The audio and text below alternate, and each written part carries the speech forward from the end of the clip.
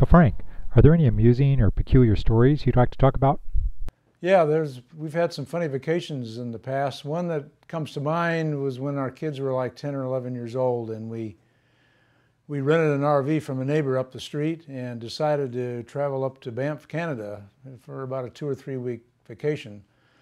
So we gathered packed up our clothes and prepared how to run the RV, do all the hookups, and just before we left, I decided to pick a bunch of plums off my tree in the backyard because it was in July and they all kind of come around, ripen around July. So I went out in the backyard and picked every plum I could find and put it in a box and put it in the RV, and off we went on our trip. So we headed out and went up on Interstate 5 in California as far as we could. I think we actually got into Oregon the first night and stopped at Crater Lake and took a look around there, and we had our lunch and ate some plums on that part of the trip, and not too many, but just a few. And then the next day we headed out north again, further up, and we eventually got up to the border in Washington, the border between Canada and the United States.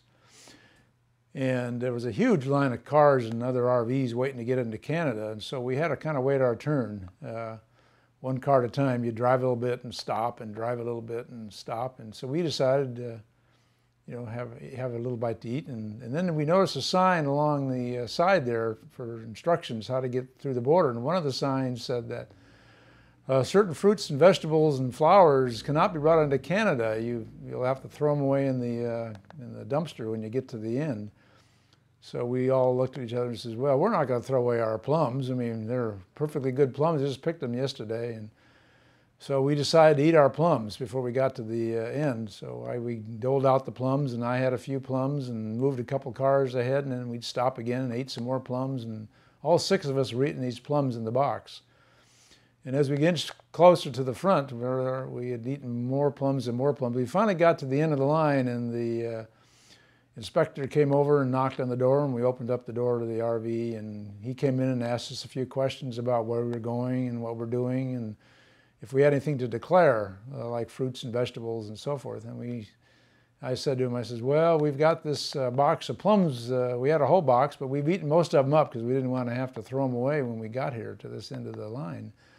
And the inspector kind of smiled and looked around at all 6 of us in the van and said, well, plums are okay. You can actually take plums into Canada, but not some other vegetables. And we thought, oh man, we've been eating all these plums for nothing. And we didn't. And then we had a second thought. Oh no, now we're going to pay for this, eating all these plums.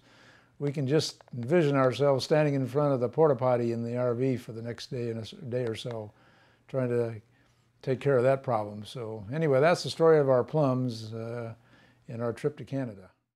That's a great story. Thanks, Frank.